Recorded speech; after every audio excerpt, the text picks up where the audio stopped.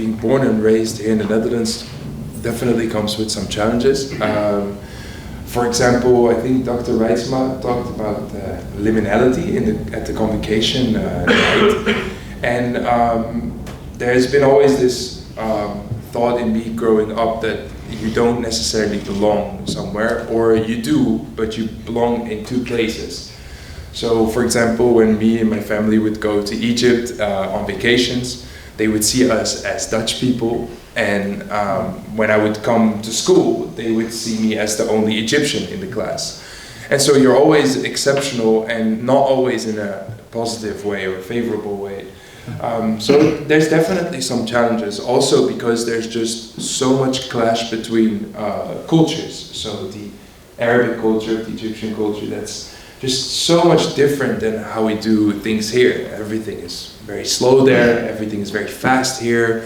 They talk very loudly, we talk quite timid and preserved. So there's just so many different things, and so you're always thinking, who am I? Where do I belong? You mentioned some specific things, but maybe do you have a specific example, maybe from your elementary school time? Was there some way in which you really faced this difficulty between those two cultures? Do you maybe have an example of that? There's one funny example, I think, is that when I was in, we call it Groep 4, so grade 4 maybe, in elementary school, they used to call me Black Sheep Little Moses. So you guys can judge it as you want.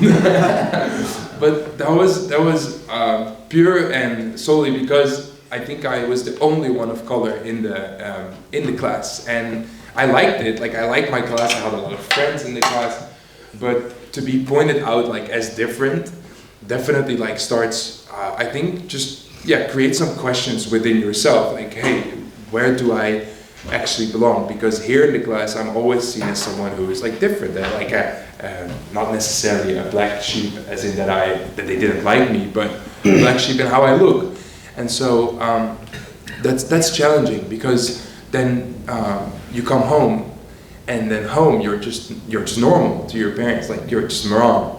But then in class or at school you're a different person, and so there's always this almost this constant fight going on between these two worlds, even though it's like one world that I live in. And what it created, I think, in me as I grew up, is always to look for, okay, where do I find this sense of belonging then? Where do I belong? And when you start looking for these things yourself, and especially I think outside of the Christian culture and the Bible, and you start looking in difficult places, I think, and things that do not point towards the truth. So that's definitely, I think, a result of that has shown in my life. Yeah, you turned out pretty well. Would you say? Not really. What would you say were most helpful in kind of finding your place in the Netherlands? Like the church, what role did it play? Can you elaborate maybe on that? What was really helpful for you as someone with a migration background? Yeah. So I think there's another layer to this even, is that you mentioned the church, and our church is also Egyptian speaking or mostly Arabic. So to also have that like on Sundays was also not actually helping to really feel at home maybe in other Christian contexts. But there is one person that I think has played a significant role in my life, and his name is Bert de Ruiter. Maybe some of you will know him. He is also, I think, he's been connected to our church, and he is the only Dutch preacher in our church who would come 4 times a year, so once every 3 months. But he used to do like youth groups, and like for us as when we were younger, so when we were like around 12, and he would like discuss like things that our parents wouldn't talk about because it was a shame in their culture to talk about. And he would take that opportunity to talk about things that we couldn't talk about at home, or we felt at least that we couldn't talk about at home. And so that really helped to actually understand, there's the Dutch Christian talks about these things, which now I think is completely normal. But back then I couldn't think of mentioning these things to someone in my own church. That would be a shame. Like, let's say talk about alcohol or drugs, or all these things that would be such a shame because of that culture. And that brings a conflict. And then Bert de Ruiter would use that to really like just open these topics with us as young people. And that opened a complete new door to the church. Like, oh, whoa, we can talk about these things in the church, and that's also what the church should be. That was definitely a refreshing moment in my life. Yeah. You mentioned that you grew up in an Egyptian church. Would you say that you kind of regret that? Would you say that that's maybe not the best thing to do as an immigrant, or how would you?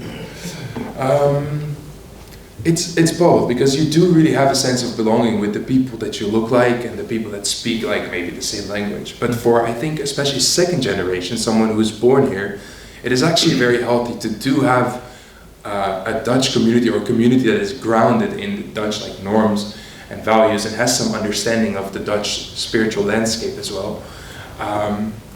So because otherwise it's just our parents had their Egyptian thoughts, and they brought them to the Netherlands and they built their church on those thoughts. But those thoughts that work there do not necessarily continue to work here. And this is actually something that we see changing radically right now with all the young adults in our church. It's like we have both now, which is actually a nice balance. So, yeah. Good. And to finish off, all of us encounter the people with a migration background, and I think we all sometimes struggle with that. How do we treat them? Should we be very careful with how we talk to them? How do we welcome them? Do you maybe have some tips or things that you've seen in the Netherlands maybe that are very good that we can use in our churches to be welcoming to these people, but also to act wisely? Or do you just have some general tips that we can use in our churches to treat these people well?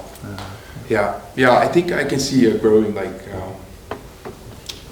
maybe I would say like people I think are being careful maybe towards like immigrants and like integrating them in their churches and all these things, and I think that's a good thing, to be wise with these things. I think the most important things is that people are looking for is to have a place where they can actually feel like I belong here. Like this is what I said, like when you've always like, or especially for second generation migrants or even first generation, when you're here, you're looking for, hey, where can I grow roots? Where can I actually build a life? Where can I feel safe? And I think the church can definitely be a place for that. And there's mutual responsibility for that. But I would say it's like, if you're, it doesn't help if you're afraid of people. So I would say do not be afraid of people just because they maybe look different, or they have different customs, or they talk maybe louder. But just do an effort to actually seek into their lives and ask good questions. And I think then when you embrace someone like that, then you can, they have an opportunity to feel at home. So that is, I think, one of the things. But also I would really say, like, do not neglect the culture that we're in, like the Dutch culture. So even if you have people like coming to your church, it doesn't mean like, oh, let's just do all the things that they like because like then they will feel at home here. But it's actually very much like, no, adapt to the Dutch culture. See the Dutch culture, how beautiful it is, and like I think that helps as well to like kind of grow roots in a new place. Yeah. So I think you said it's not so much about the actual practices, but mostly about this sense of belonging. I think you mentioned a few times. So I think for Christians that's probably the thing to focus on, since we are from different families and different backgrounds, but we are united in the family of Christ. So I guess that's something that we can focus in and should focus on when it comes to people with a migration background. Thank you, Mohan. Yeah, you're welcome. We'll continue with the presentation by our